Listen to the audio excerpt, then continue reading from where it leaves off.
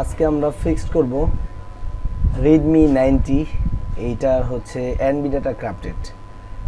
তো ভিডিওর শুরুতে বলে দেই, ভিডিওটা টানবেন না, একদম প্রথম থেকে শেষ পর্যন্ত ভালোভাবে দেখবেন। আপনাদের প্রবলেমটা ইনশাআল্লাহ সলভ করতে পারবেন খুব সহজেই, একদম ফ্রিতে, যারা হচ্ছে UMT ব্যবহার করেন তাদের জন্য।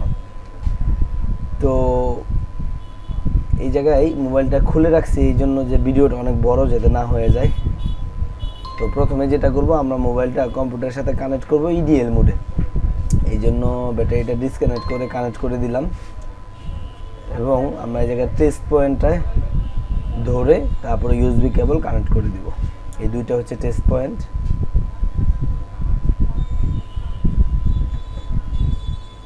তো টেস্ট পয়েন্টটা আমি টুইজার দিয়ে ধরলাম।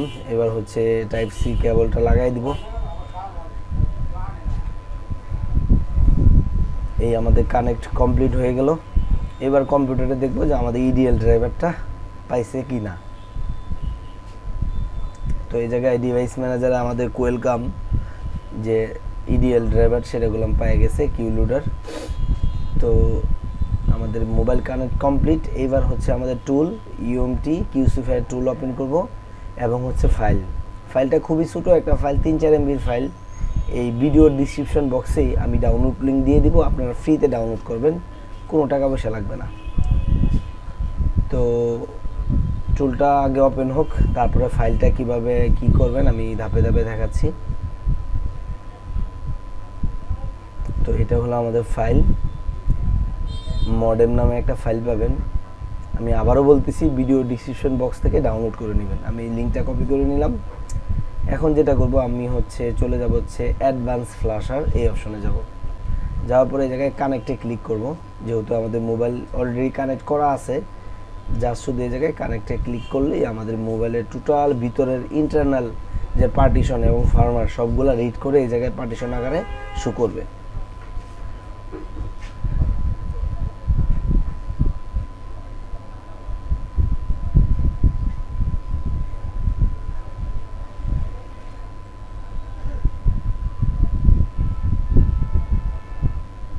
তো এই জায়গায় ইনফরমেশন দেখাচ্ছে, এই ফাঁকা জায়গাটায় দেখেন সবগুলো পার্টিশন শো করছে।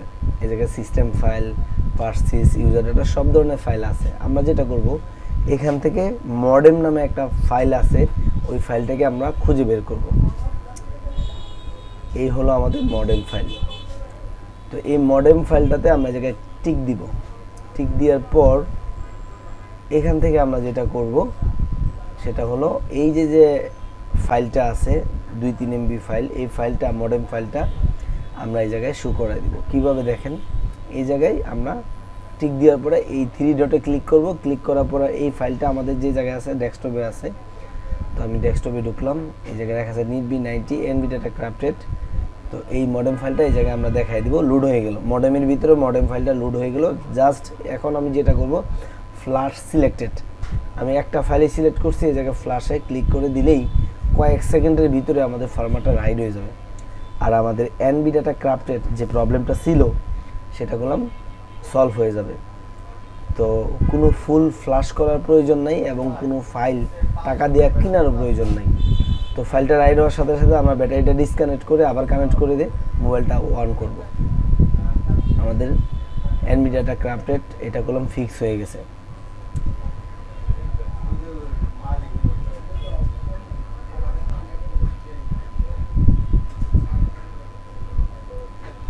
তো যেহেতু একটা ফাইল আমরা রাইড করছি, একটু সময় লাগবে মোবাইলটা অন হইতে, আমরা ওয়েট করব।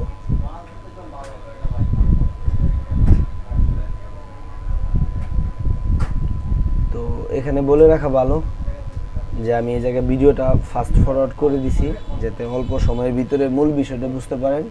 সেই জন্য আপনাদের প্রথম চান্সে প্রথমবার মোবাইলটা অন হতে অনেকটা সময় নিতে পারে। এতে কোনো মানে ঘাবড়ানোর বিষয় নেই যে মোবাইল হ্যাং লগো হয়ে গেল কিনা, এরকম কোনো কিছু না। মোবাইলটা অন হবে, একটু সময় লাগবে।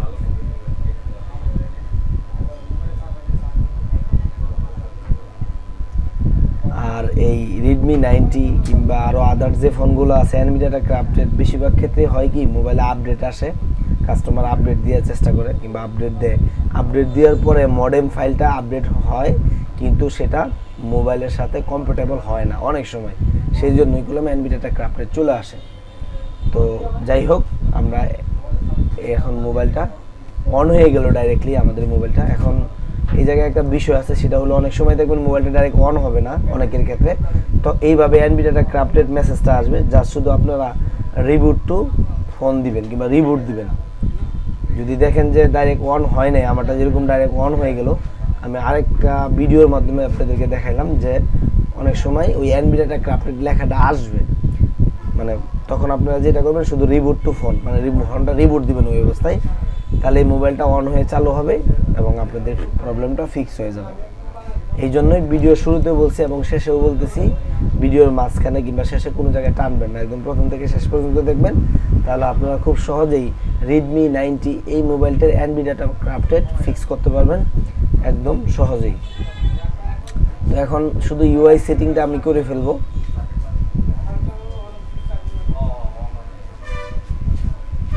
ইউআই সেটিং করার পরে মোবাইলটা অন হওয়ার পরে আপনাদেরকে মডেলটা আমি দেখাবো।